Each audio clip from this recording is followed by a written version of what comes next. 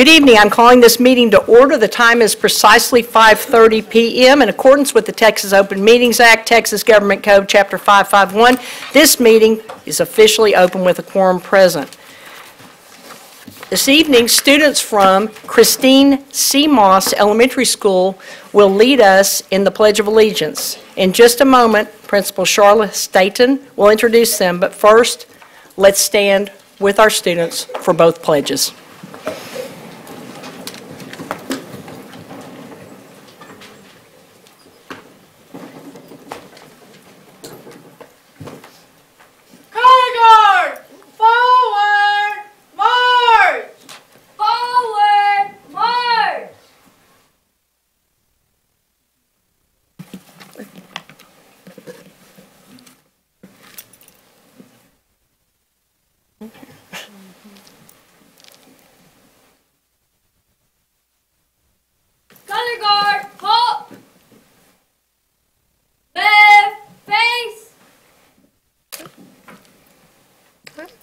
Good evening, President Jackson, members of the board, Dr. Scribner. It is indeed an honor for us to be here this evening. I am Charlotte Staten, and I have four wonderful scholars with us this evening that are going to say our pledge.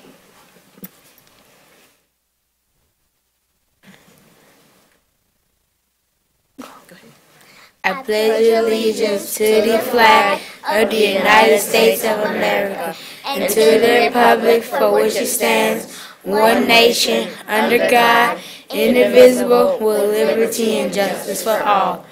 Honor to the Texas flag. I pledge allegiance to the Texas, one state, under God, one and indivisible.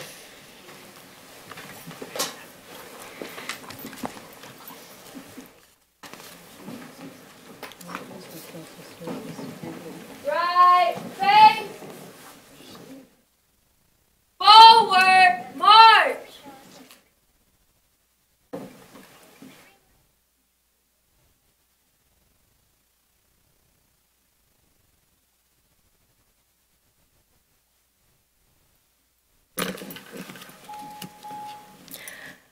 Again, I bring you greetings from Christine C. Moss Elementary, and the four scholars that I do have standing with me tonight. I have Mr. Fabian Alvarado, a third grade student.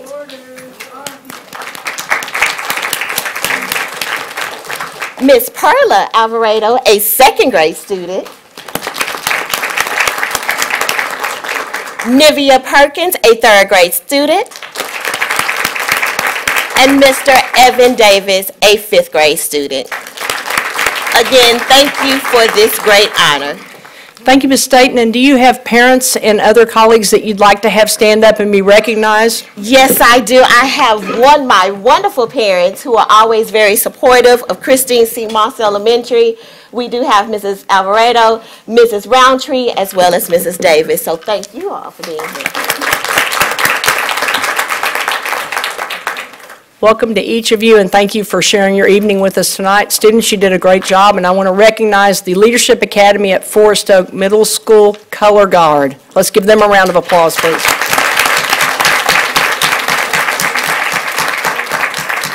And now Clint Bond from our Communications Department will begin our recognitions. President Jackson, members of the board, Dr. Scribner, as President Jackson just mentioned, our greeters are from the Junior Cadet Corps program at Leadership Academy at Forest Oak Middle School, where Saritha Lofton is the principal. The young lady with the commanding voice you first heard is the commander of cadets, Kimberly Guzman. She's an 8th grader. The instructors are Sergeant First Class Samuel Perry and Petty Officer Christopher LaBeouf. So again, let's thank them for helping us out this evening.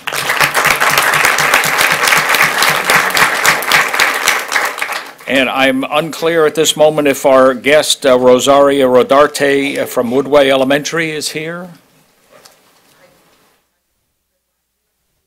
Okay, so we'll hold off on that until we can have her here. Tonight we also begin honoring Black History Month. You may have noticed the student artwork on display in the lobby as you arrive this evening, celebrating the history, culture, and traditions of African American citizens. Students from Arlington Heights High School, Benbrook Middle School, Cesar Chavez Elementary, Daggett Middle School, South Hills Elementary, and West Park Elementary contributed to this display. In just a moment, we will hear from the Eastern Hills High School Choir Program, which consists of 4 ensembles: the Bella Voce, the non-varsity treble, the Catabile varsity treble, the Highlander Men non-varsity tenor bass, and select mixed choir. The director, Mrs. Brittany Haywood, is in her 2nd year at Eastern Hills.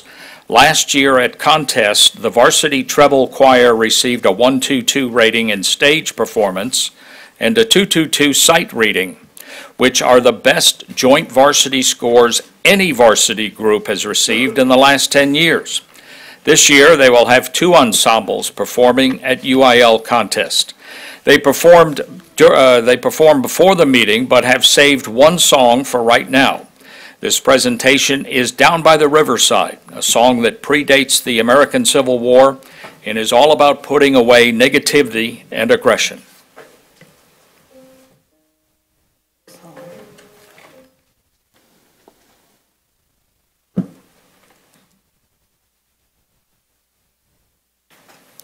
I'm gonna lay down my burdens Down by the riverside, down by the riverside, down by the riverside. I'm gonna lay down my burdens Down by the riverside, study war no more. Study war no more. Study war no more. Study war no more. Study war no more. Study war no more. Study war no more. I'm gonna lay down my sword and shield Down by the riverside, down by the riverside, down by the riverside, I'm gonna lay down my sword and shield down by the riverside, study war no more. Study war no more, study war no more, study war no more. Study war no more, study war no more, study war no more.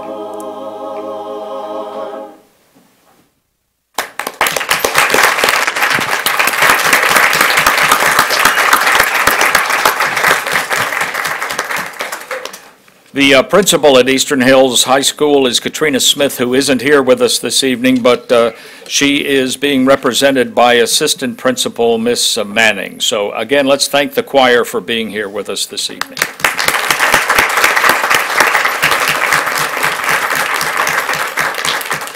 One other guest that we had this evening, Maurice Spruill, is under the weather, and we will recognize him when he is feeling better. I've just been advised that Ms. Rosaria Rodarte was able to find a parking space outside, and now she's here. So Ms. Rodarte currently has 3 children within the Southwest High School pyramid and has been an active member of the Woodway Elementary family for over 5 years. Her readiness to go above and beyond to assist with campus projects is unmatched.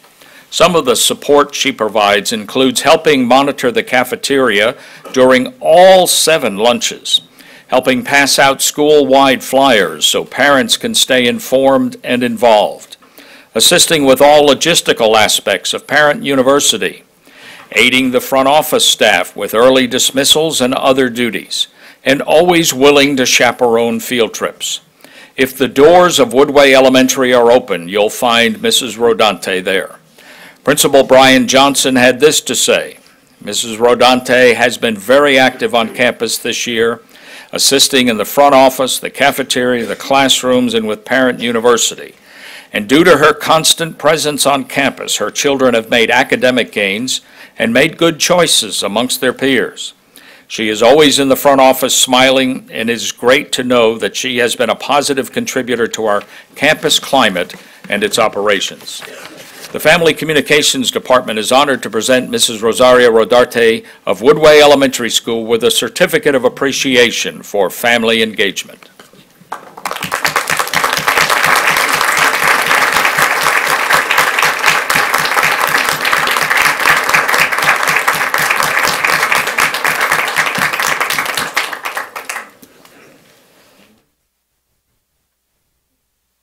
Thank you.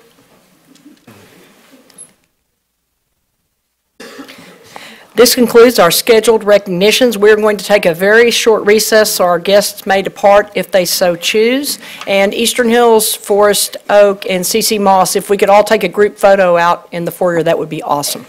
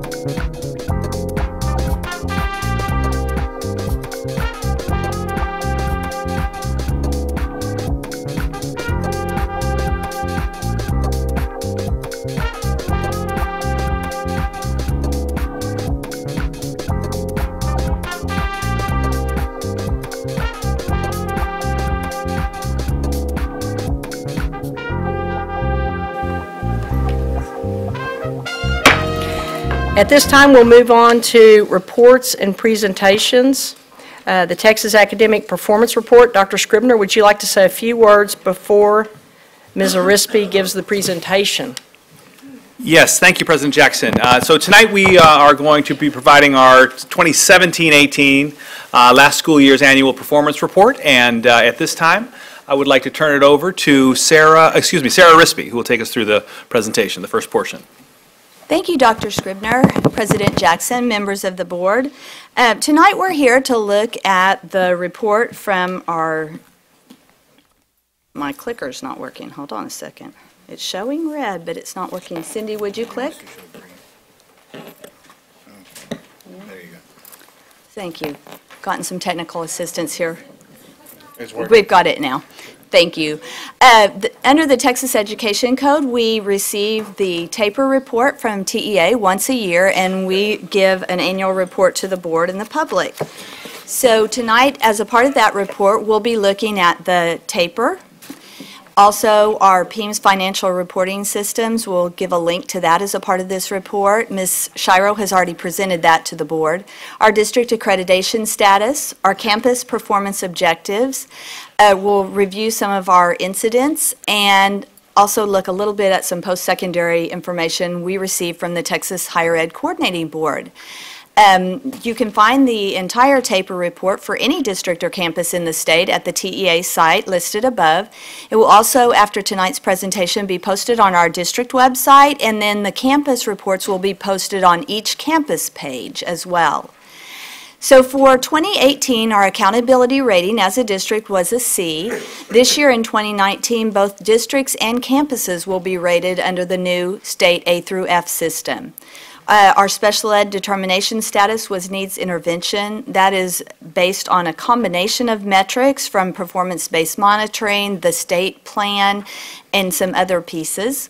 We also get meets requirements on our ASVAB testing, and this means that we offer that to our students in high school, and we also offer them the opportunity if they would like to meet with a recruiter. The TAPER as a report contains several categories. You see those on the screen before you, and we have reviewed some of these with the board before, but we'll go into a little bit more detail on some of them this evening. First of all, we'll look at our student ethnic distribution. On the screen and board on your paper copy as well, you see a comparison of Fort Worth ISD to the state. And this shows that we have in the district about 10% more African American students than the state as a whole. We also have about 10% more Hispanic students, and we have substantially less white students than the state. By program enrollment, again comparing the district to the state, Fort Worth ISD has significantly more bilingual ESL students. You'll see there about 12 percentage points. We're similar in CTE enrollment and special ed. And we have more GT identified students than the state of Texas as a whole as well, about 3 points more. Here's our trend. We have been above the state in GT identification for some time, but we've actually made a departure and identified more students. So we were about 0.5 in 2013, and now we're almost 3 points greater than the state.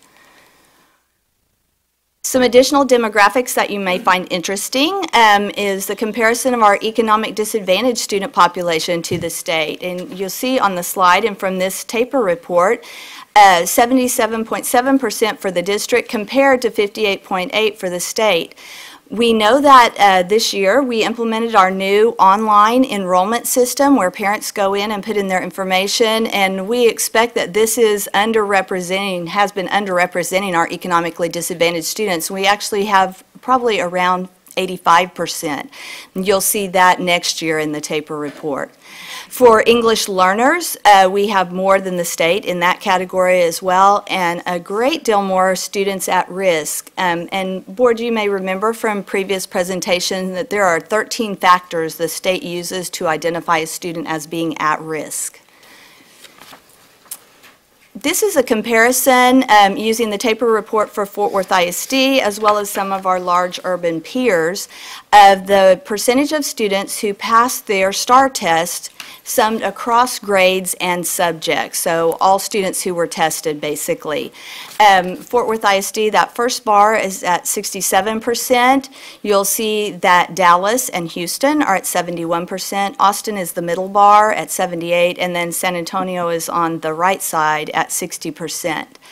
We compare ourselves to these because they are urban districts, but not all urban districts are created the same. And so we've included a little bit more information to show you some of the similarities and differences between our urban peer districts. This slide on the left, you see the state of Texas. Fort Worth is the second set of bars, and then Dallas, Austin, Houston, and San Antonio. You'll notice that the economic disadvantage from Fort Worth ISD we saw already is greater than the state. It's also greater than several of our urban peers, even though it may be underrepresented here, and we believe a more accurate count is around 85% based on our new online enrollment system. You can also compare there the number of English learners. Not all the large urban districts have an equal number of English learners. We are very comparable in this category to Houston. Dallas has more than we do, but Austin and San Antonio have less. And then finally, it's comparing special ed. That shorter pink bar is the percentage of special ed students, and you'll see some differences there among districts. The next slide shows us some attendance data. This lags a year, so this is 16-17 data. The district bar has our tree on it, makes it easy to see. We're comparing to the state, region, the district, and then our different demographic and student groups follow that. You know that we have had a presentation, I believe, this year on attendance incentives and some other things that we're doing as a district to try to make sure that we are increasing that attendance for all of our student groups.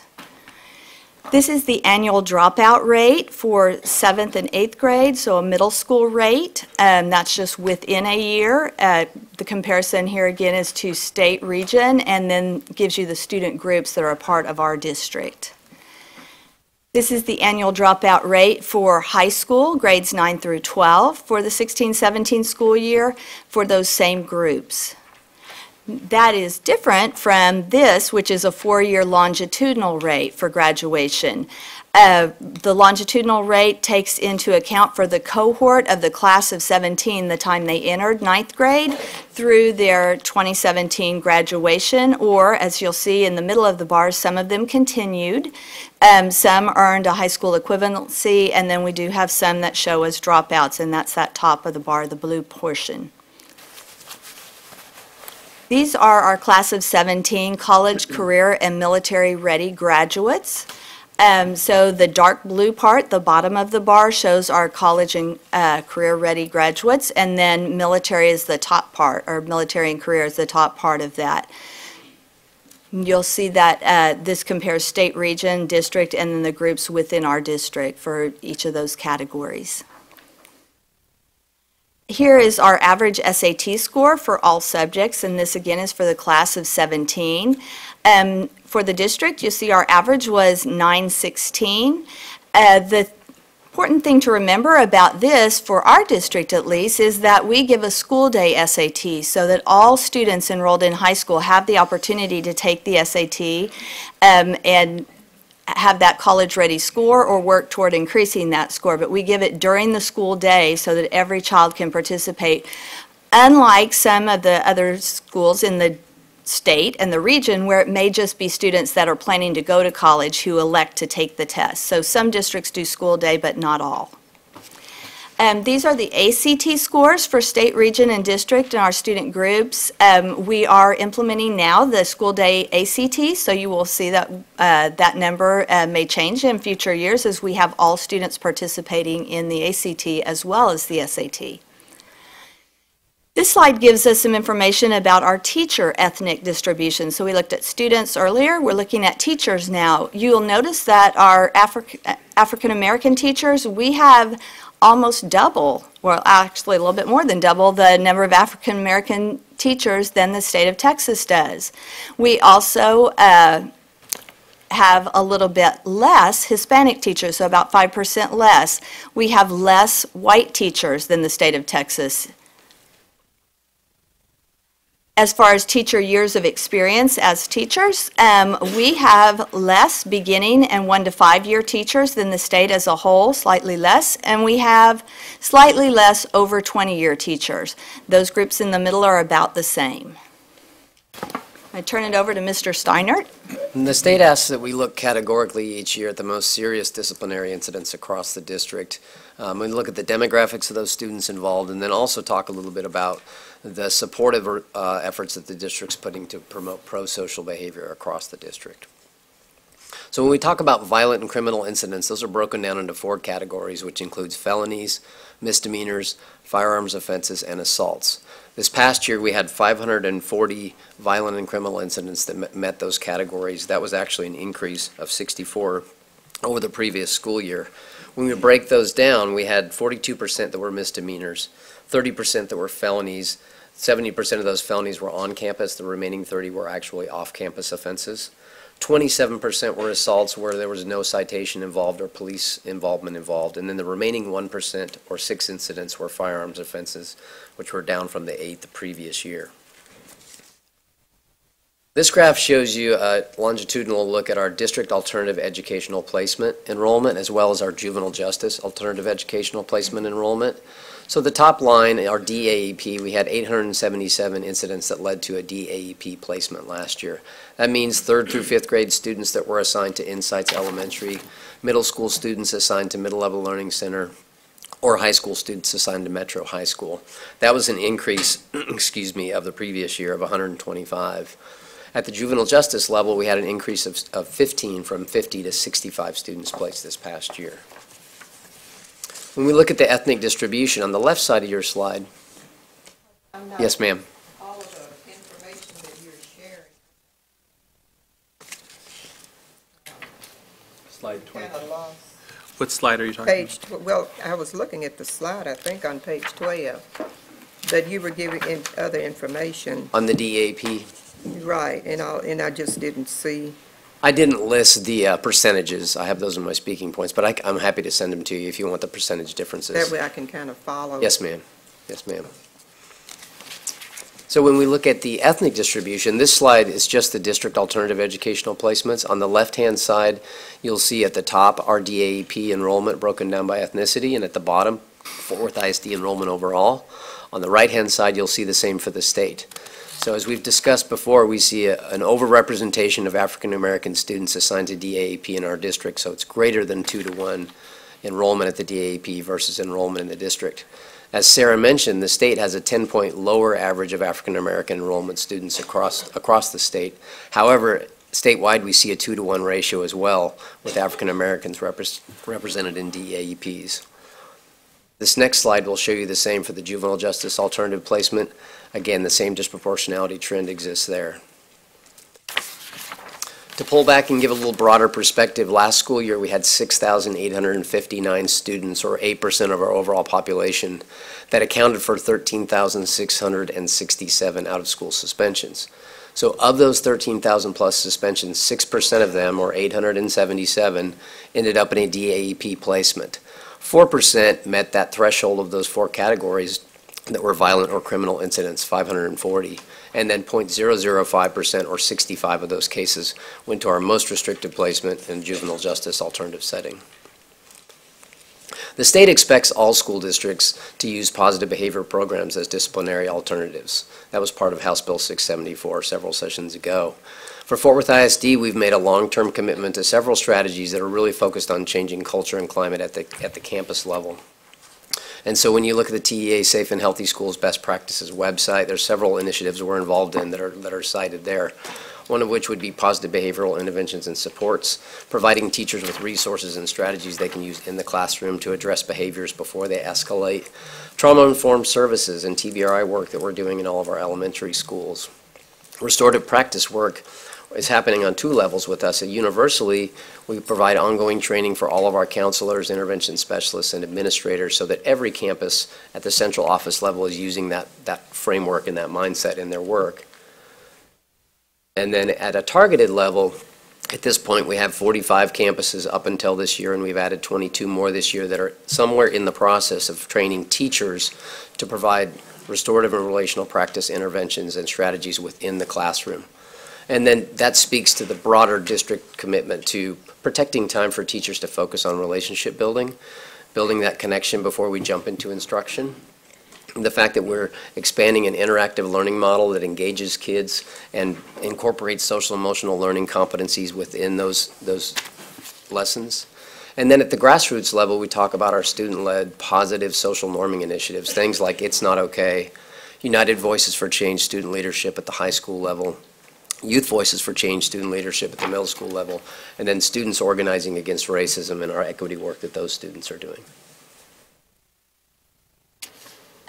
Here is a link to our PEAMS Financial Standards Report, which Ms. Shiro has gone over with the board at a previous meeting, but just so that everybody has that link.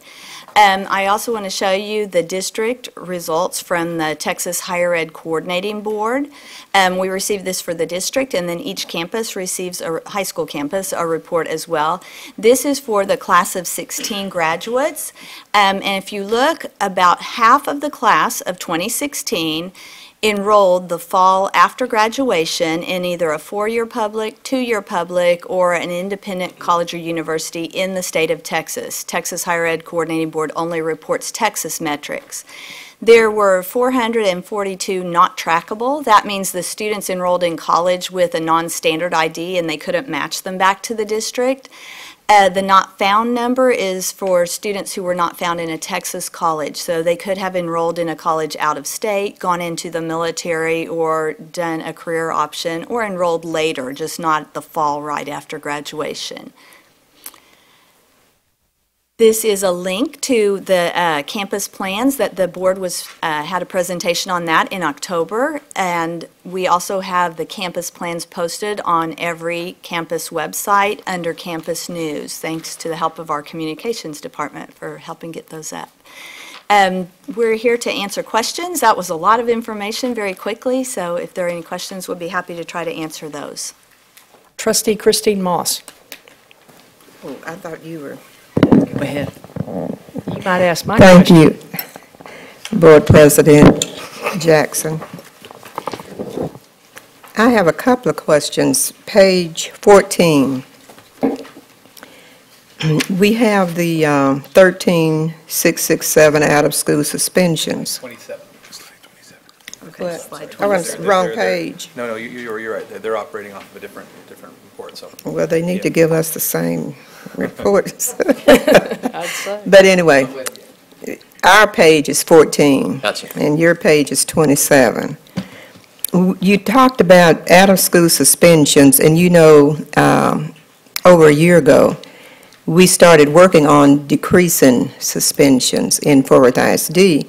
So it would have been good if we had some kind of comparison of how are we progressing or how are we doing. You know, are the suspensions decreasing or, you know, but I think I asked Dr. Scribner for a progress report. But that would be good if we kind of had some information for the public to know how we're doing with decreasing our suspensions. And what year did we implement no suspensions through 3rd grade? That started the previous school year, so 17-18 school year. 17-18 Yes, school ma'am. year. And that So year, yeah. This is the 2nd year? Yes, ma'am. Okay. I couldn't remember what we, the board voted on when we implemented that. We said we would wait how many years before we implemented? Talked 4th about grade. a couple of years and reassess. Okay, Yes, so ma'am. I'm keeping up with a couple. So we'll be able to implement through 4th grade. Is that right? That's something for the board to discuss, certainly. We have data. that Yeah, well, we were bring. discussing it. I'm just trying to make sure I had the right year. Yeah, I believe so. Okay. And we talked about, oh, I was trying to think where I wrote it down.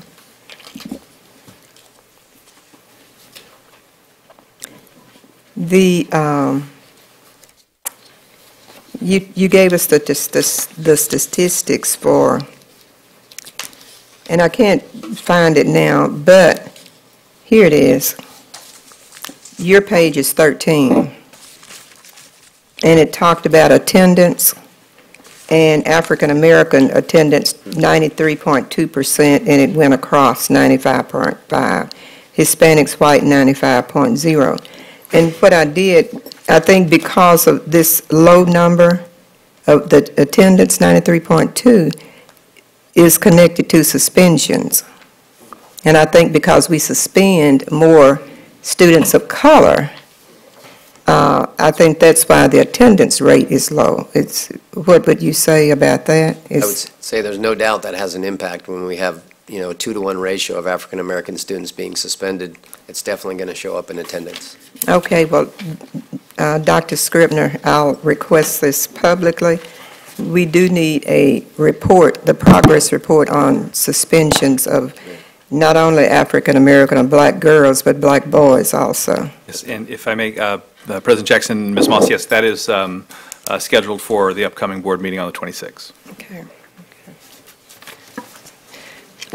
Ms. Moss, are you through? Thank you. Yes, ma'am. I wanted to ask I have 3 questions. The first one refers to slide 9, page 5, GT trend 2013 through 18. Love the divergence that we're seeing, but my question is, what do we attribute the divergence to, and have we analyzed down to the campus level, to the teacher level, to the principal level? Who is pulling the levers to make more ID of GT? And are there best practices, and are we sharing them district-wide? President Jackson, I think there are a number of factors in there, but I don't want to misspeak. So what I'd rather do is gather the information and provide it for you. Sure. And I think the additional step with that would also be the next thing you all would likely ask for is a demographic breakdown of who's there. So I think we can provide all of that as a follow-up document for you without any problem. Great. Thank you. And then the second question is slide 12, page 6. The new online enrollment, we said that's increased your data, so we haven't been able to correct for when we didn't have the online data, so we don't really have comparative analysis. But if we surveyed to ascertain why do we have better data now because of the online? Has anybody found out from the parents? Do they like it better? I mean, Yeah, so we talked about that this morning in our leadership meeting, and it's clear that what you would think, students turning in their forms for free and reduced lunch as students become secondary level in middle school and certainly in high school, sometimes there's a stigma involved. And so what we found was family with 3 children, an elementary, 2 elementary, and a high school. The 2 elementary students would count as free and reduced lunch percentage, but the high school student would not. In fact, as a result, so now when mom or dad enrolls the 3 students, they all count toward free and reduced. In fact, we saw a dramatic jumps just looking at 2 of our large comprehensive high schools who have a wide range of socioeconomic status. Arlington Heights went last year from 45% free and reduced this year to 70%. wow. Pascal 49 to 65, and that is it's the dramatic increase in our secondary students. It's going to result in the numbers district-wide going from 77 to around 85%. And that will help with the, thank you, and that will help with the comparative analysis when we look at STAR as well. Sure. We'll be in a different category. Both with regard to the accountability formulas as well as our Title I funding from the feds. So I'd say that moving to that format was pretty cool. But it was hard, wasn't it? Slide 23, page 12, violent and criminal incidents. We've decreased from 87,000 to about 85,000 overall students. Would we all agree? But we increased felonies by 24%, misdemeanors by 9%, firearms went down 25%, assaults went up 10.6%, overall 13% upward. Those are my stats, they may be wrong.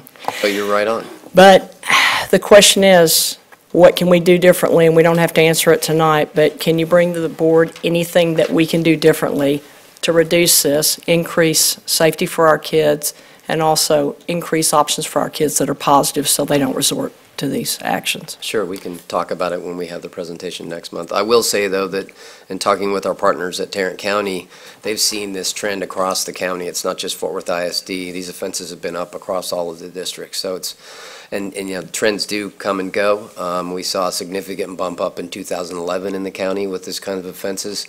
So, you know, it's too early for us to say, is this going to be a longstanding trend? But it's something that we've seen not just in our district, but across the county. Okay, great. Thank you so much. Trustee Needham. Thank you, President Jackson. Mr. Steiner, at the beginning, I don't remember what page, special education had a deal that said needs intervention. I believe the rankings. What does that signify? Is that like being IR, Sarah, or you were bobbing your head answering me? There are a combination of things that the state uses to make that determination, Ms. Needham. Part of it comes from our performance-based monitoring system, which looks at how our students served by special education perform on the various STAR and end-of-course assessments.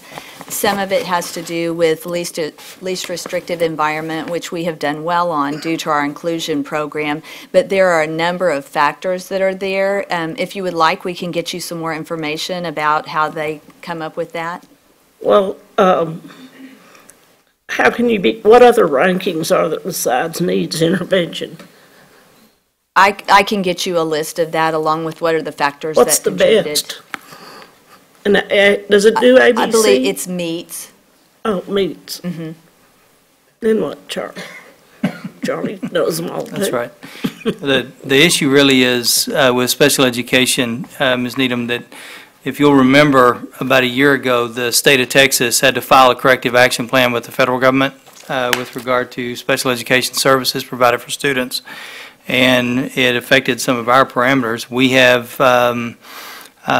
several categories that come out in the PBMAS report where our special education numbers lag. And so we also have a corrective action plan in place with the state that we're working through that should help us address a lot of what brings us to a needs improvement. Do y'all want to report on the, I guess, or you could send it to us, what you're doing as the corrective to meet expectations? Sure. Thank you. Thank you, Trustee Needham. Trustee Ashley Paz. Thank you. So I actually have quite a few questions. I'm not going to ask them right now. But they mostly revolve around Mr. Steinert's portion of the report with our discipline, going back to our elementary suspension policy, our implementation of restorative practices, and generally the work that we're doing around racial equity and improving outcomes in that area across Fort Worth ISD. It's now been a couple of months since I requested on behalf of myself and Mrs. Moss and Mr. Ramos and Mr. Robbins that we have a special meeting with the school board specifically to discuss our racial equity work and how it is tied into our student outcome goals and constraints. I feel like that is a better venue to ask some of the questions that I have, especially pertaining to our restorative practices. So I'd like to just put it on the record one more time that we would like to have a special meeting with the Board of Education so we can all have that discussion together.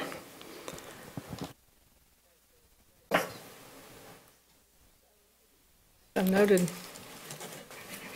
Do you have that, Dr. Scribner? I do. Thank you so much. Trustee Luebnos. Thank you, President Jackson. On page 18 of your report, the SAT scores, that's a total of 2,800 students around, so 70%. And we graduated close to 4,000 students, so that's about 30% that did not took the SAT. Do we know why or what can we do for all the students to take the ACT? And then also on page 19 of your report, it's about 59% that they took the ACT, so we are missing the other 40%. So for the SAT, we could definitely, on the school day SAT, we can check the attendance that day and see if there are students that did not participate in school day and if there is a reason they did not. It's our intention to have all of our students able to participate in that. The numbers are lower for ACT because during the class of 2017, that was an optional test that students got to elect into, just if they thought that was something that might help them in their college applications. But we are going to a school day ACT so that every student will have the opportunity to take it. Often those optional tests that students elect to take come on a Saturday, so if you're a student that doesn't have transportation or you work, that may not be convenient, and the school day version allows all students to participate because they're at school.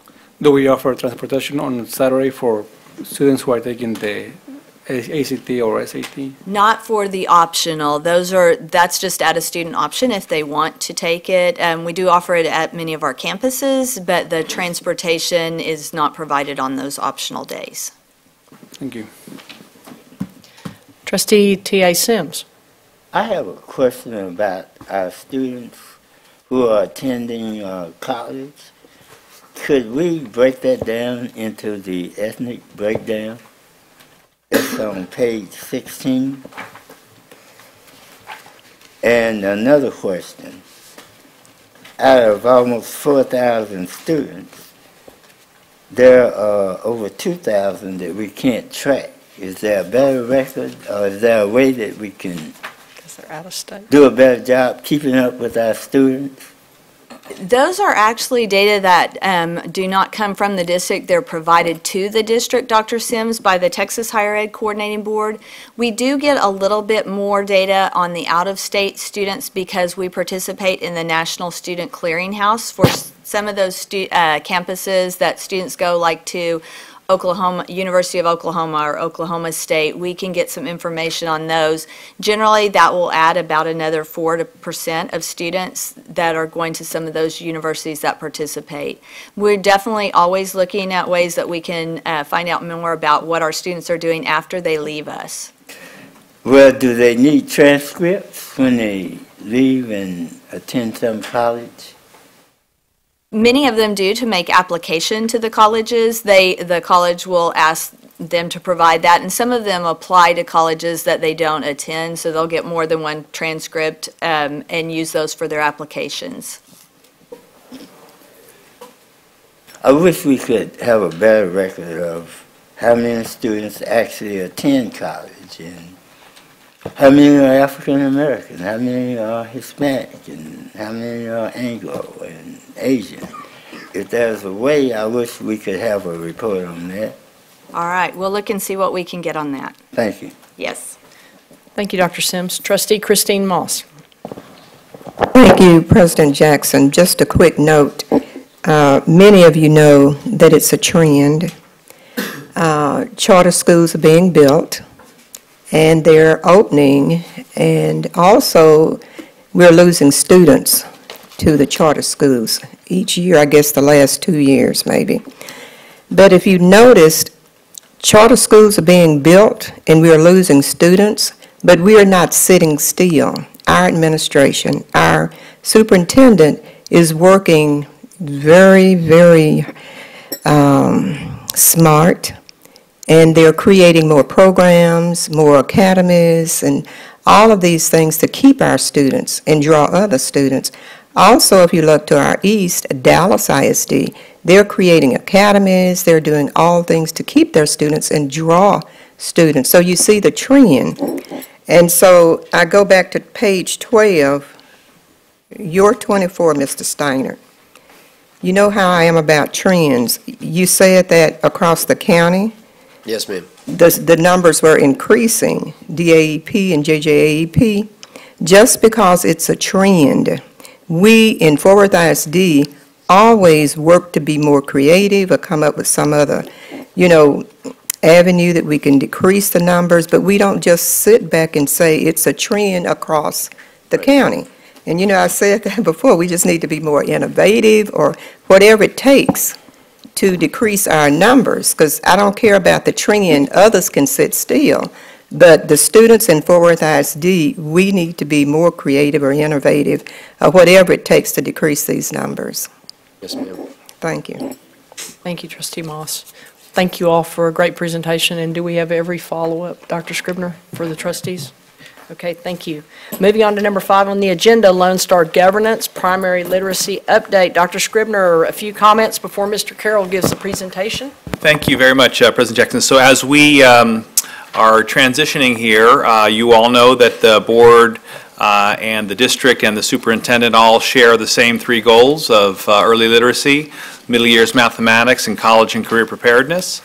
Tonight we're going to give you an update on our literacy work, and our Chief Academic Officer, Charlie Carroll, will be introducing members of his team who will take us through this presentation. Charlie. Thank you, Dr. Scribner. President Jackson, members of the Board of Trustees. This evening we're going to take a departure from our previous database presentations that we've used to discuss literacy and go into an early literacy report that has to do with what we're doing classroom-based and working with teachers, working with administration, and working with students across the district to achieve the board's students reading on level by 3rd grade goal, and get a little granular with some of those pieces. So I'd like to introduce to you Dr. Cheryl Mixon, Executive Director of Early Learning and Education, Sharon Upaka, Director of Elementary Literacy, and Javier Vasquez, Director of Bilingual ESL Education. All 3 will have speaking parts as part of the report, and then we'll be happy to answer questions afterwards. So I think I'm going to turn this over to Sharon to get us started.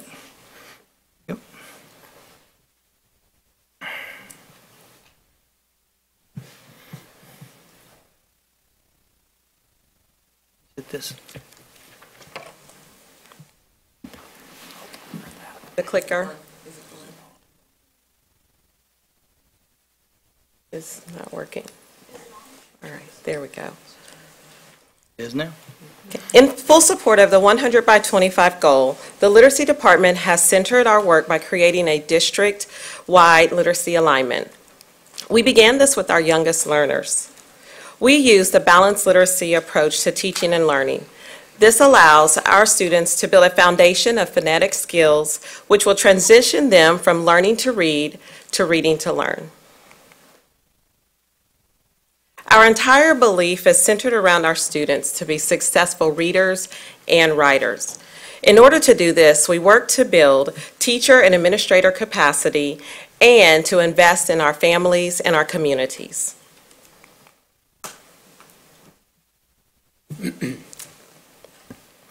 Our support for our district's goal of 100 by 25 continues as we build a solid literacy foundation for our native English speakers as well as our native Spanish speakers by, first of all, stressing daily literacy instruction in the child's first language. Furthermore, we also are implementing Estrellita in grades pre-K through first in Spanish for our Spanish-speaking students. We know that a second language learner who learns how to read in their first language is a student that is also going to experience lots of success in learning the English curriculum. And so the indications are that they perform a lot better than those who do not. NIHouse provides for us primary literacy instruction in English that supports and builds on the building blocks for literacy instruction and reading development. And we do that through phonics, phonemic awareness, letter recognition, fluency, and comprehension. The slide that you see before you indicates a list of campuses where we have implemented Estrellita and NIHouse this year in 2018-2019. The next slide shows Estrellita and NIHouse implementation, the campuses that are in their second year. And so they began in 2017-2018. The next slide highlights those campuses that we are recommending for the 2019-2020 school year. And the list that you see before you was compiled based on campus need and campus request. With this additional list of schools, it will enable us to provide Estrellita and Nighthouse implementation on all 83 elementary campuses.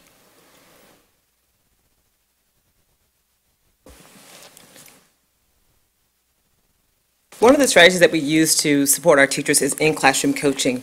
This is a best practice with professional learning. And so what we do is we send out our coaches to work with our teachers. They've gone to, say, a workshop. Well, the coach comes behind them and works with them in the classroom, showing them how it would look in their classroom. How do you do this activity with your students?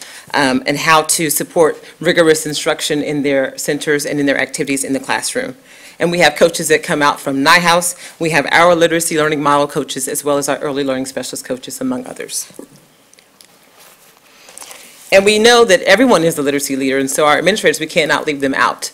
So we definitely want to continue to plan intentional sessions for them around early literacy, what it should look like in their classroom, talk about the literacy approaches that they're seeing in their classrooms, and discuss appropriate expectations in their classrooms of young children. And then also offering campus supports. So if they find that their kindergarten team needs some support around writing, so they might reach out and we provide some supports on the campus level. And we also support our campuses. We want to give them robust information about what children know around literacy. So in our pre-K classrooms, we're using the Child Progress Monitoring Tool, and this is a place where we're assessing other skills beyond literacy, but in literacy specifically, we're looking at letter knowledge, we're looking at comprehension skills, rhyming, those types of skills we're looking at with that assessment. And in our kindergarten, we use the Texas Kindergarten Entry Assessment, which is a new tool we implemented this year fully, and we use the benchmark assessment system. And I will say our pre-K students who attended pre-K in 17-18 in Fort Worth ISD, of those children, 70% of our native Spanish speakers entered kindergarten on grade level, and 75% of our native English speakers entered kindergarten on grade level. In addition to that assessment, we also use the benchmark assessment system, the BAS, and also in our first and second grade, we're also using the BAS. And we're currently exploring some other resources, other assessment tools that we can bring in to give us more robust information about what children know in the first and second grade space around literacy. And we're also investing in our families and our communities. We've just recently received the implementation phase of the Community Partnership Grant, which is designed to support out-of-school literacy experiences for children in the 76119 area code. And so as you can see, those are the schools that we will be supporting with this grant. It's an opportunity for us to connect with the families and the communities in providing those who provide after-school care, making sure that we're all aligned on what we're doing around literacy for the children in the after-school time.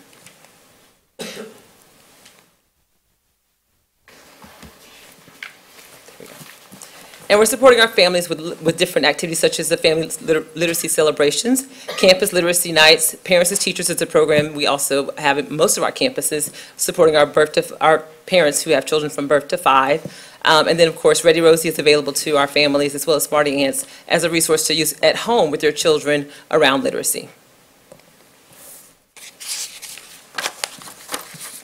As you can see, we put our students at the center of all that we're doing. So these are all the resources that we talked about today that we're using to support our students. And then as you can see, the community that wraps around it, some of our partners such as Read Fort Worth, City of Fort Worth, Early Learning Alliance, Rainwater Foundation, and of course, primarily our families, definitely. So all of those partners serve as another layer of support for our students in creating a community that's aligned to our work towards 100 by 25.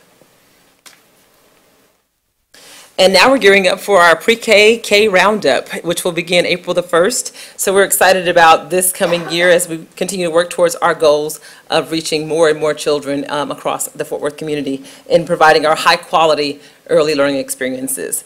The Communications Department has been working to spread the message about how important early learning is, and so they provided some short videos, both in English and in Spanish, that spread that message about how important high-quality pre-K experiences are. And let's take a quick look at what they have developed. I belong here! There's a place all parents want for their young child, where learning happens in leaps and bounds in literacy, math, and social skills. where teachers are state certified and super suited to provide structure, encouragement, and a nurturing, safe space for every child. And that place is Fort Worth ISD, pre-K and kindergarten. Your child belongs here!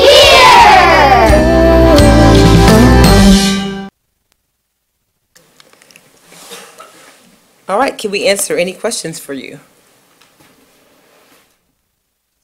See, absolutely no questions, which means you guys had an awesome presentation. Oh, sorry, Ms. Needham says it's not as awesome as we thought. You six almost got away. Trustee Needham. Great presentation, thank you. What grades do you offer AR? Now you can ask me what AR is. Read the books and answer the questions on the computer and get the points. We start those in second grade, typically. What's it called? Accelerated reader? Huh? Accelerated reader. Third and fourth grade, did you say? It goes on from second grade and up. Yes, ma'am. On up through whatever grade. Say again. So campuses are able to purchase that with their funding, and we do start it at second grade, and it goes all the way up through fifth grade in our elementary campuses. Do you recommend it? Do you give them a choice of whether or not they have it, or?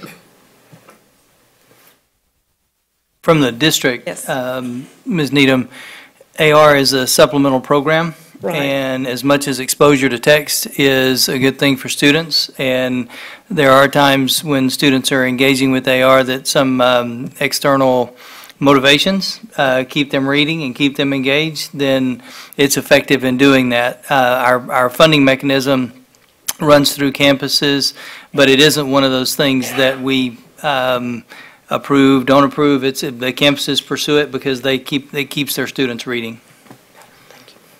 Everywhere I've seen my kids and others, it's really kept them reading. Thank you, Trustee Needham. Trustee Moss? Thank you. Thank you for the report. The reason I don't have any questions, I was so interested in literacy. I went to the department to see what the Newhouse program was. So I'm really excited, and I'm just waiting for it to be implemented across the district. And I did see your list of schools where you're implementing for next year and the next year. Or was it just yet? Next school year? But anyway, I'm just glad to see you're implementing it across the district. And, you know, I love literacy. That's a key for all of our students to be successful.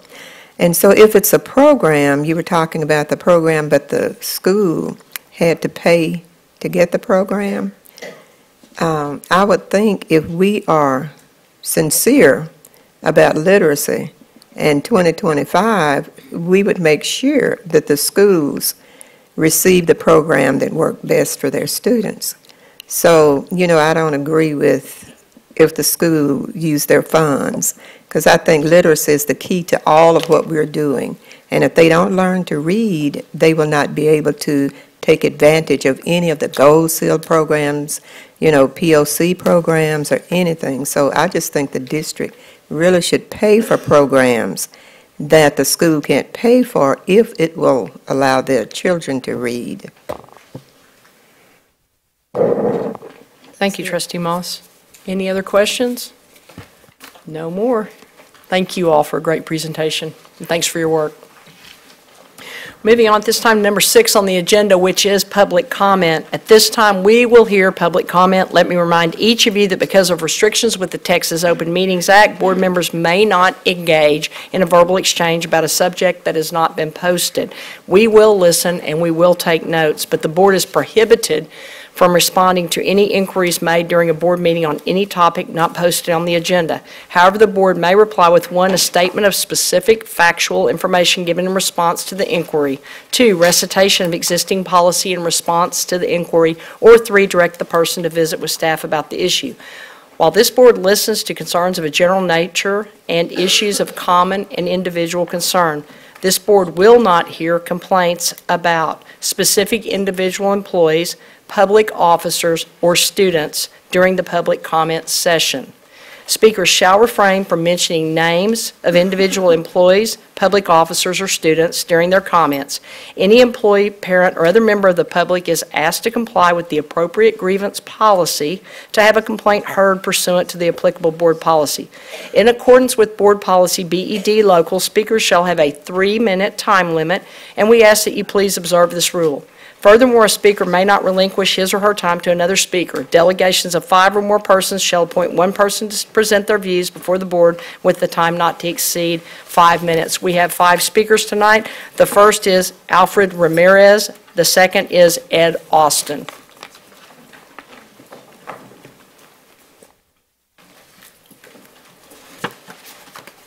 There you go.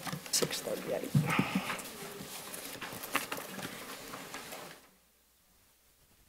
Okay. Thank you. I'm coming to you for a plea of help. I'm a Marine, and I served in Iraq in '97 to year 2000. I learned how to feed 3,000 Marines at one time, real quick. And second time I went to Iraq, I was feeding 13,000 Marines per meal. I'm a minister at True Vine Missionary Baptist Church, and I'm under direction of Pastor Jack Crane. I'm currently a teacher at O.D. Wyatt, and I have a homeless ministry called Pastor Junior's Homeless Ministry. We have fed and ministered to this date 80,000 homeless men, women, and children downtown Fort Worth. My students have volunteered in my culinary program with their parents in order to learn how to cook without being nervous in competitions. My students have been in the news because of the great job that they have done feeding the homeless, and they're winning competitions, which never has been done before at O.D. Wyatt. They've never won any of these competitions before. I've worked very hard to get colleges to come and look at my students and to give them full scholarships. They've been offered full scholarships, never been done at O.D. Wyatt, to Augusta Escoffier. I put together the first Cowtown High School barbecue competition. And it's offering the students $40,000 in scholarships and more prizes. I even got a car donated for the competition. And so the Food Network is wanting to come out and see the competition, videotape it for the students, for the whole district. But I come to you today because I've been retaliated against because I reported crimes against students in the form of child porn and rape at my school. The retaliation was by the assistant principal, and the two resource officers on campus, just to keep a few football players on the field. I was put on leave after I reported everyone that was committing the crimes. In the form of a false report on me. What you say? I did that.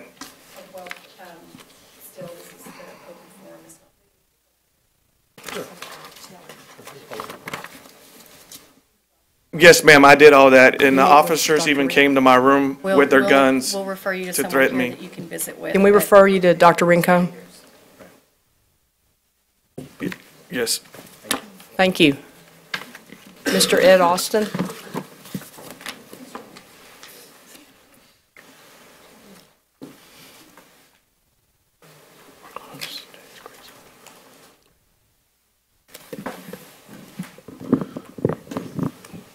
Good evening. I stand as a representative, Elder Council, Brotherhood Movement, and I'm discussing the state of YMLA. YMLA is an excellent campus, one of the finest campuses in the state, one of the finest, probably the strongest campus in Fort FWISD. We have concerns about what we was told in the bond package as y'all berated around Fort Worth soliciting for voters to get bond taxes. And only charged me a penny tax on my taxes.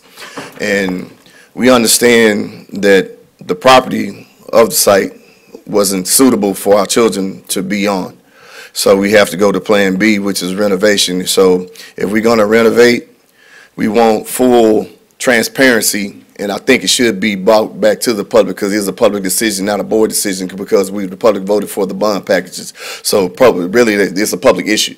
So in the same issue on YMLA, it should be brought back to the public, addressed by the public, wherever it should be town halls, to let us decide how we want the infrastructure of the new renovation of YMLA. We got 10 acres over there. We're not going to go for a piecemeal. The city's growth is going too fast. We can't have a campus that's suitable for 800. We got to go 2,200.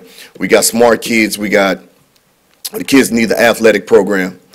What that does is bring economic empowerment.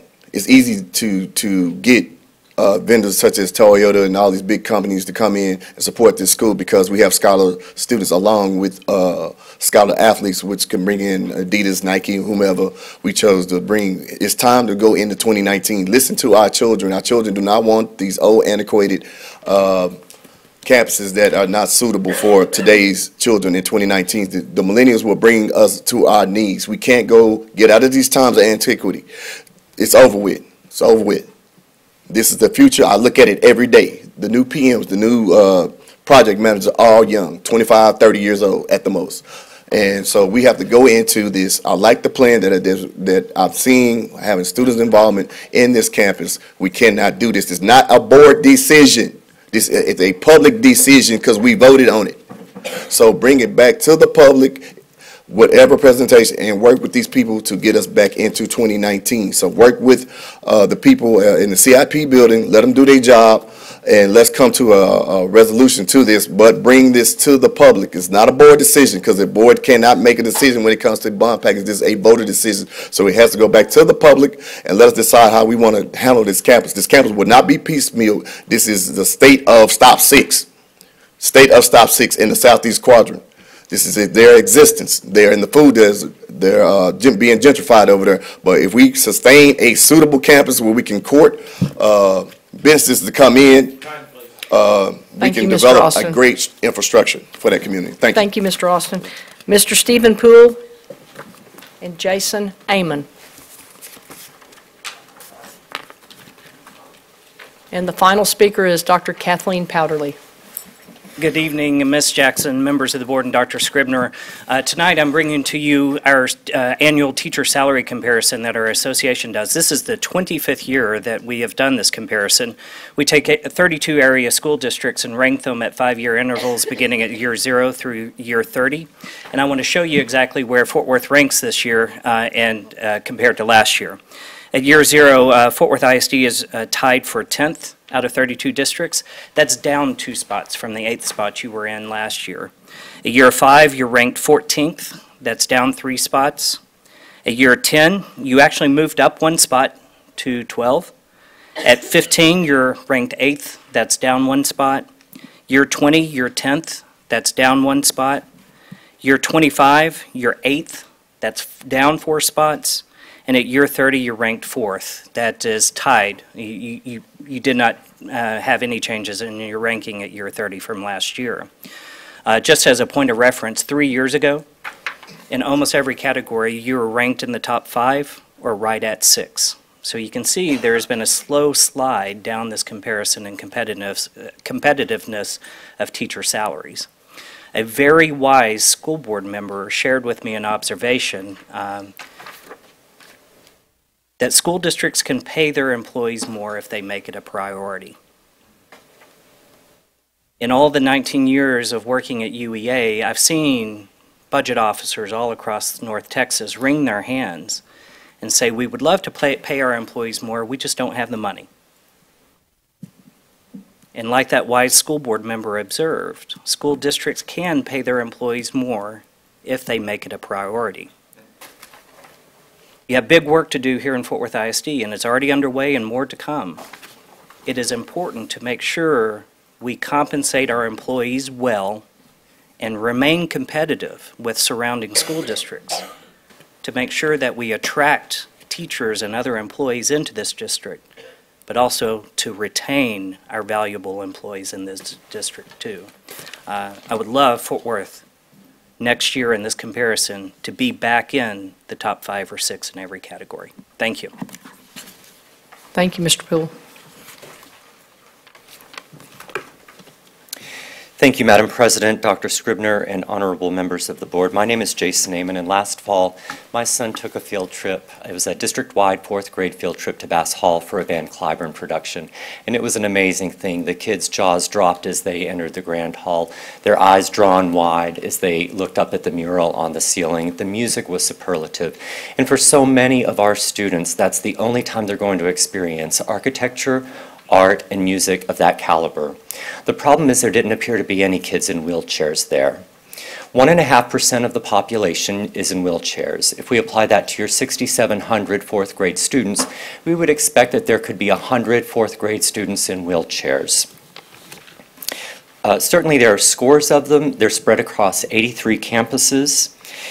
They get around in buses, each of which can only hold a few kids in wheelchairs. So I made an open records request and asked how many of your school buses with wheelchair lifts were deployed to Bass Hall on that day. How many buses did you employ to take all of those kids from all of those campuses and include them in this field trip? Before I tell you, I have to ask, what number is so small that it would shock you into action?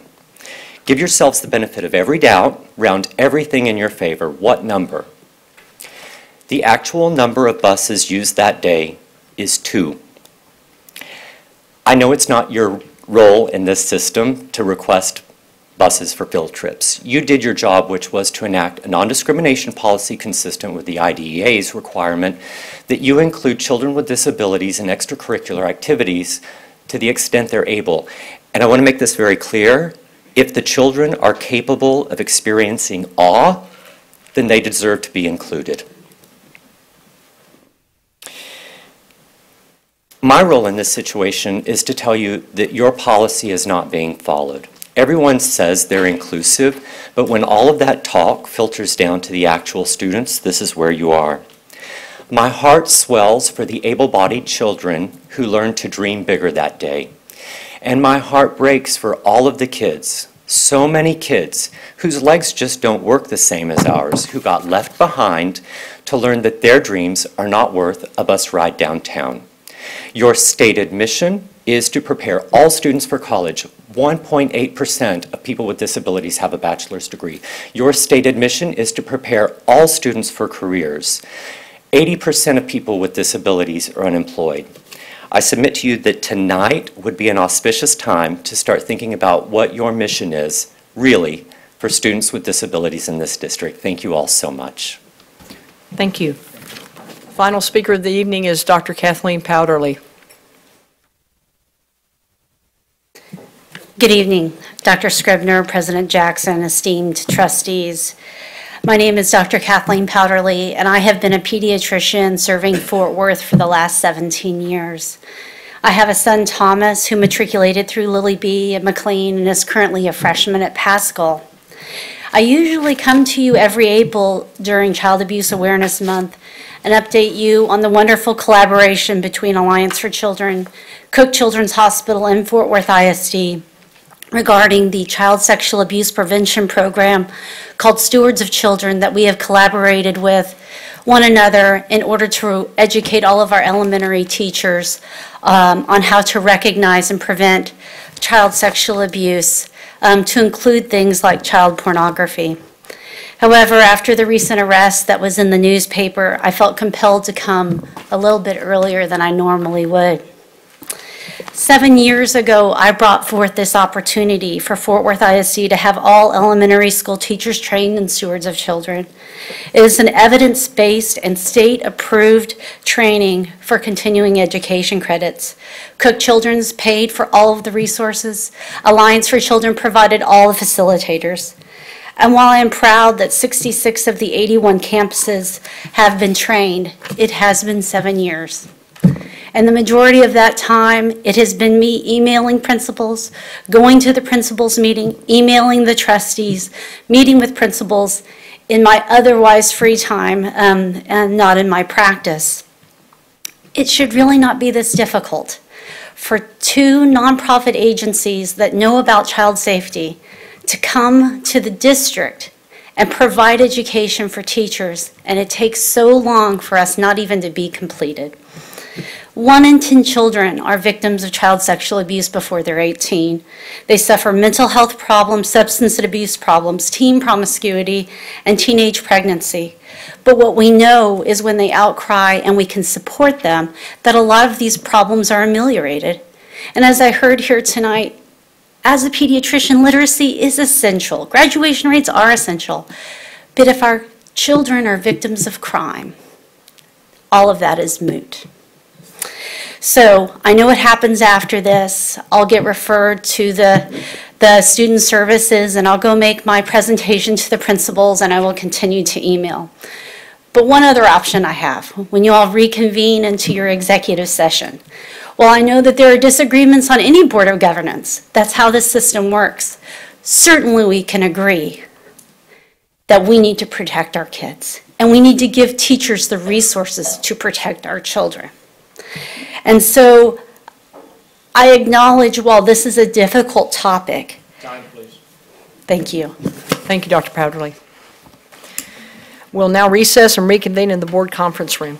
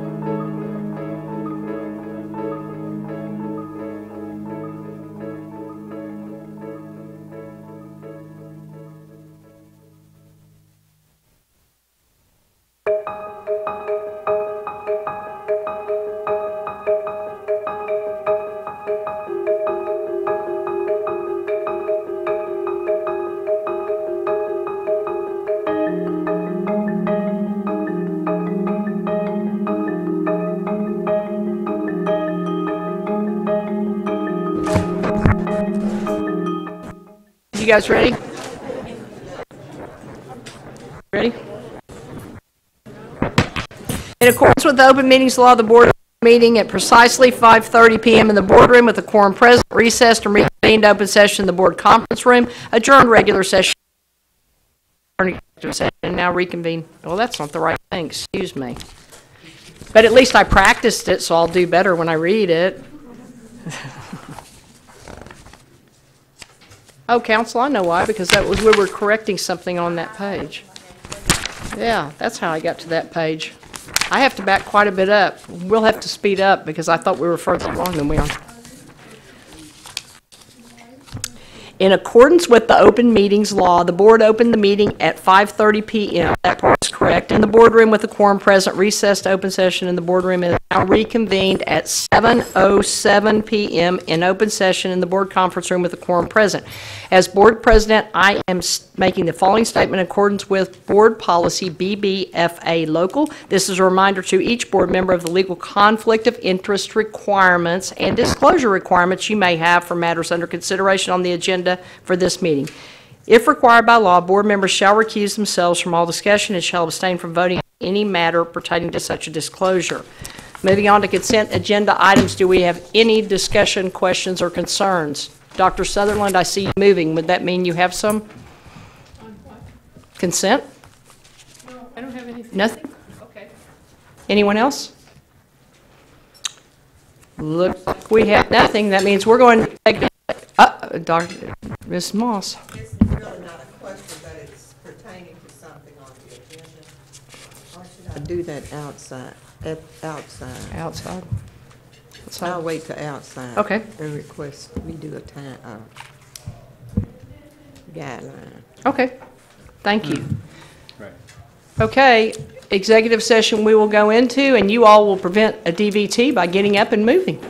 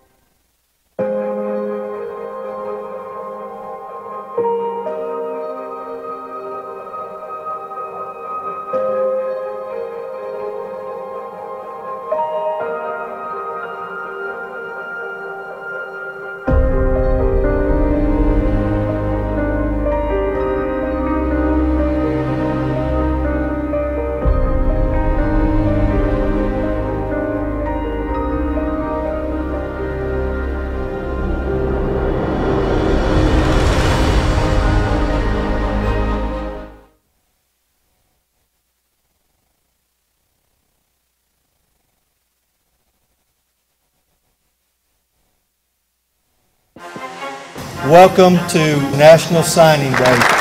Signees, we're here to honor each of you. Honor you for looking to the future, daring to do more, and for daring to seek more. DeAndre Jones signing a football national letter of intent today to Angelo State University in San Angelo, Texas. Darius McLeod signing his letter of intent today to play football at Southern Nazarene University in Bethany, Oklahoma. Alexander Carrasco signing his letter of intent to play baseball at the University of Texas at Dallas. Traveler Moore signing his letter of intent to play baseball at Fort Scott Community College in Fort Scott, Kansas. John Henson is signing his letter of intent to play football at Bethel College in North Newton, Kansas. Quentin Jackson is signing his letter of intent to play football for Southern Nazarene University. Brandon Johnson is signing his letter of intent to play football at Angelo State University in San Angelo, Texas. Jackie Garcia will be attending Seminole State College in Seminole, Oklahoma. Deontay Cooper will be signing his national letter of intent this morning to play football at Angelo State University in San Angelo, Texas.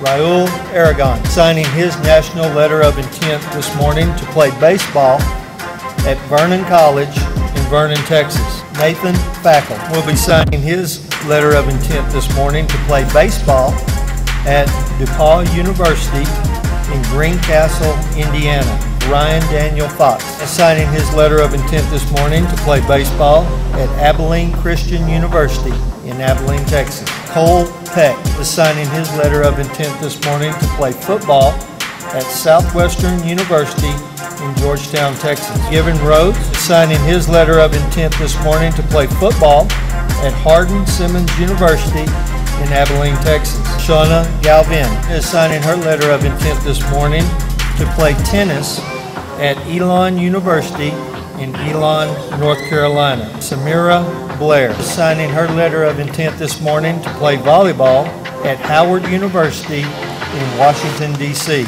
Corey Cheeks Roberts signing his letter of intent to play football at Mary Hardin Baylor University in Belton, Texas. Christian Clayton signing his letter of intent this morning to play football at the University of Texas at San Antonio. Anthony Watkins is signing a letter of intent to play football for the University of Missouri in Columbia, Missouri. Alyssa Reyes is signing her letter of intent to play softball at Pratt Community College in Pratt, Kansas. Daniel Herrera is signing his letter of intent to play baseball at Arlington Baptist University in Arlington, Texas. Lee McPhail signing his letter of intent to play baseball at Vernon College in Vernon, Texas. Maggie Green Wallace signing her letter of intent today to play basketball at Southwestern University in Georgetown, Texas. Traylon Cadell is signing his letter of intent to play football at Navarre College in Corsicana, Texas. Malachi Gray is signing his letter of intent this morning to play football at McMurray University in Abilene, Texas. O'Brien Neely is signing his letter of intent this morning to play football at Angelo State University in San Angelo, Texas. Justin signing his letter of intent to play baseball at Vernon College in Vernon, Texas. Nate Caballero is signing his letter of intent to play football at East Central University. Rashad Adams signing his letter of intent this morning to play football for Trinity Valley College in Athens, Texas. Corian Clark is signing his letter of intent to play football for the University of Texas at San Antonio. Ricky Cox is signing his letter of intent today to play football for Southern Nazarene University in Bethany, Oklahoma. Thank you, Fort Worth ISD.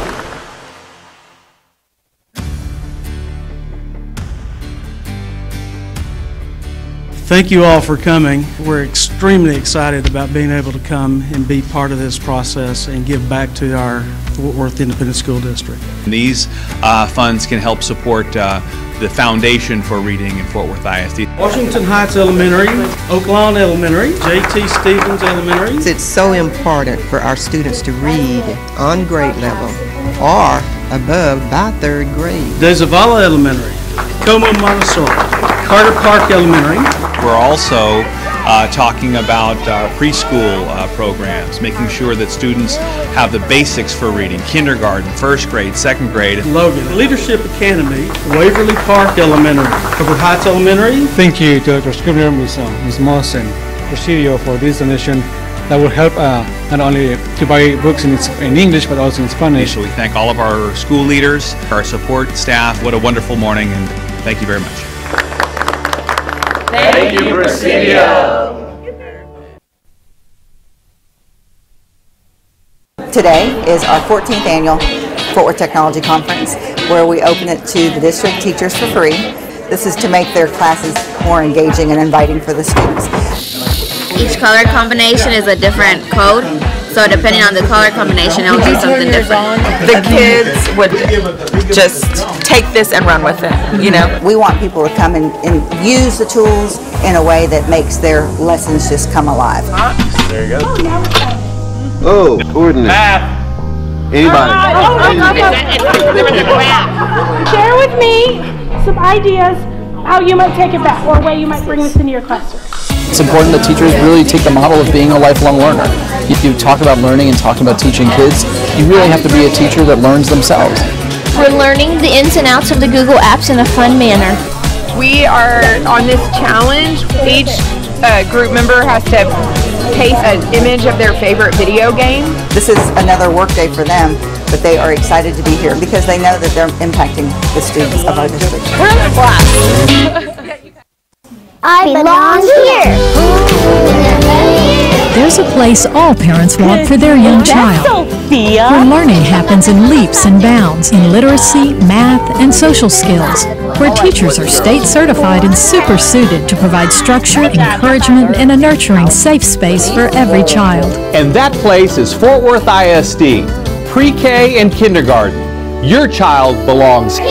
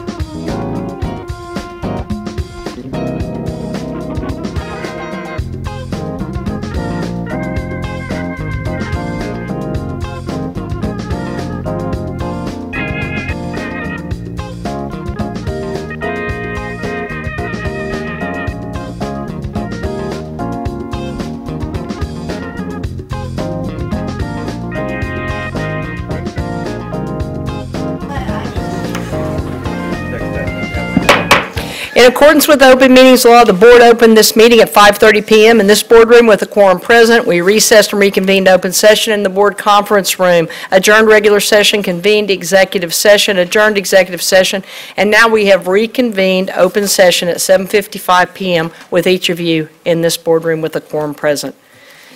At this time, do I have a motion accepting consent agenda items? Moved by Trustee Luebanos, seconded by Trustee Robbins. Any discussion? Seeing and hearing none, we may move. The second was Trustee Robbins. Yep. As soon as the computer catches up with the humans for once, we will vote.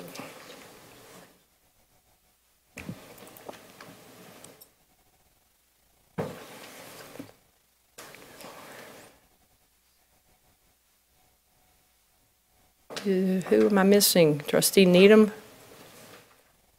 And the motion passes unanimously. Moving on to action items. We have no action items for A because we didn't remove anything from consent agenda. We have B, personnel. Ms. Needham, do I have a motion on the appointments? I move to approve the appointments of Carl Alfred as Senior Officer for Operations and David Sines as Senior Innovation Officer. Motion is moved by Trustee Needham, seconded by Trustee Luebanos. Seeing and hearing no discussion, please move to voting.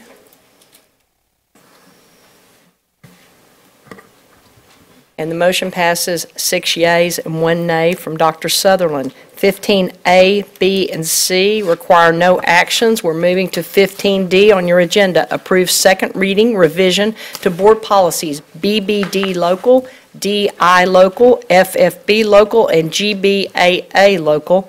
Do I have a motion? Moved by Trustee Robbins, seconded by Trustee Paz.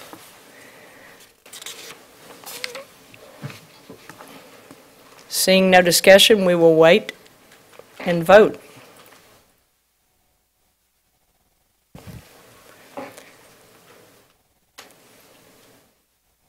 And the motion passes unanimously. 15E, approve campus turnaround plan for Polytechnic High School for school years 2019-20 and 2020-21. Do I have a motion? I would like to. Moved by Trustee Needham, seconded by Trustee Luebanos.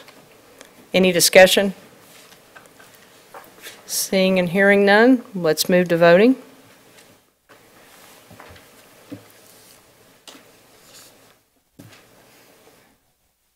I'm missing one. Would that be you, Dr. Sutherland? I thought you might not have a screen working. No catnaps. And the motion passes unanimously. 15F, approve license agreement with TCU, Texas Christian University, for the 2019 graduation ceremonies. We are waiting for the computer to catch up. Moved by Trustee Luebanos, seconded by Trustee Needham. Any discussion? Seeing and hearing none, we'll move to voting. Oh, Trustee Moss? Yes, ma'am. Thank you, President Jackson. I just want to ask Dr. Scribner if he and administration would review our guidelines for schools during graduation time, and if we are unable to find the guidelines, if we would create guidelines so that we'll have them for next year. Thank you. Thank you, Trustee Moss. Trustee Robbins? Thank you, President Jackson. I would like to tag on to what Mrs. Moss requested and see if we couldn't figure out a way for all of our schools to rotate through very high-quality venues for their graduation exercises. It would mean a great deal to the students, I think, and surely there can be a way that we do that on a regular basis. Thank you. Thank you. Thank you. Moving to voting.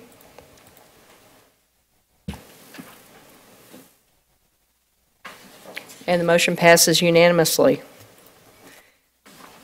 15G, Approve recommendation to select Texas Wesleyan University to partner with Fort Worth Independent School District to operate and manage selected Fort Worth ISD campuses. Moved by Trustee Moss, seconded by Trustee Luebanos.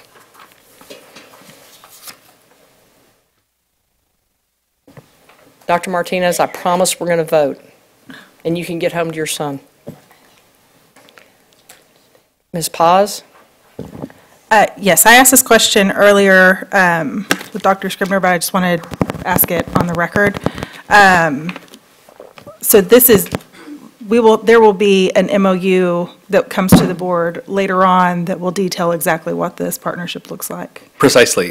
Tonight's recommendation is to approve the recommendation to select Texas Wesleyan University as our partner. Our legal counsel and theirs are working together to finalize the contract that will come back to the board for vote.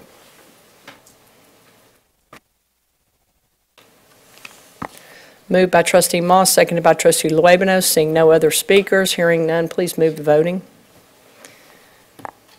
And the motion passes unanimously. 15H, approve scope adjustment for TEA number 083 Young Men's Leadership Academy in the 2017 Capital Improvement Program. Moved by Trustee Moss, seconded by Trustee Needham.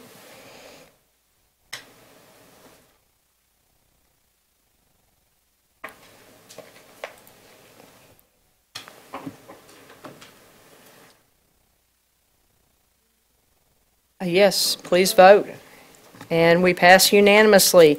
And we are at the best part of this meeting, which is time when we can all share comments about this district. Do we have any comments tonight? Trustee Sutherland. Thank you, Jackson. In response to the report by UEA at the last board meeting about the opinions of our secondary teachers to the 8-period day, and things I have heard from candidates as well as parents around the district, I would like to suggest or to request that we have a vote on whether the board wants to continue the 8-period day next year. And I assume that you would, Dr. Scribner, you would like to have it preceded by a presentation on the pros and cons. I'm making that as a formal request. If you want me to, I'll put it in writing, but it's recorded here. Is that enough to get it on the agenda? Jackson, is it your agenda? I'll have to review that, whether that's an operational realm or the board realm, but we certainly can review that and get back to you. Well, my understanding is that the board can put any item it wants on the agenda. I think that's written in plain. Isn't that right, Council? Let's send an email, Dr. Sutherland. Pardon me? The agenda item is activities and announcements. So let's work on it. We'll do it, and we'll send an email and work on it that way.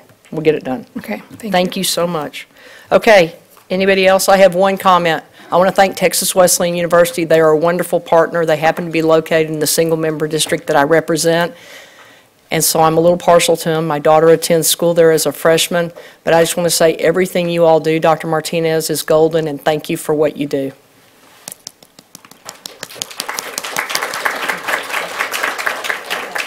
And Trustee Moss. Thank you, President Jackson.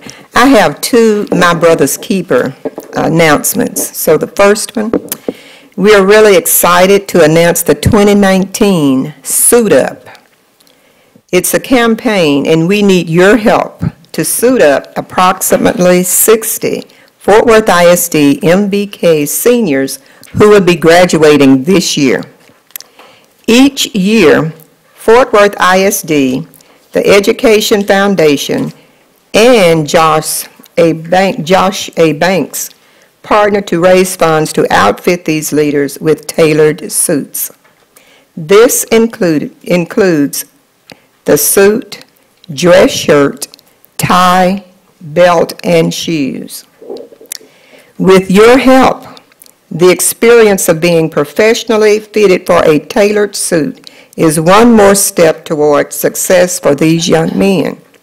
Sponsors will be able to meet these young men in their suits at the MBK graduation stole ceremony on May 22nd, 2019 at the TCU Kelly Center.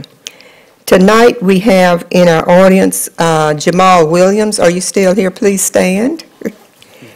He works with Texas Wesleyan, the university we were talking about, and he's with the Fort Worth ISD Foundation.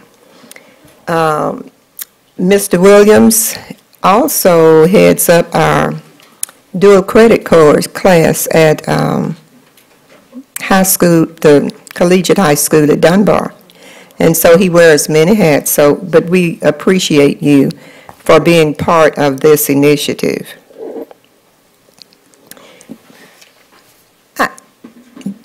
I'm not sure we put out the flyers. He has some flyers with him. Okay, we want the audience to be the one purchasing the suits. So make sure they all get a flyer. I hate we didn't do this earlier. Maybe we could have gotten more involved. Each of you that were shaking your heads affirmed to Trustee Moss that you will be purchasing a suit. I've met her before. Give them a flyer. All the information is there. Okay, the second announcement, MBK announcement 2.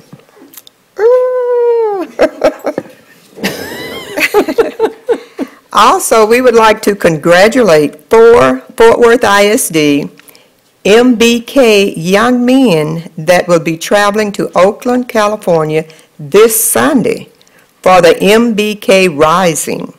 It's an event with former President Barack Obama. This event is an invitation throughout the Obama Foundation.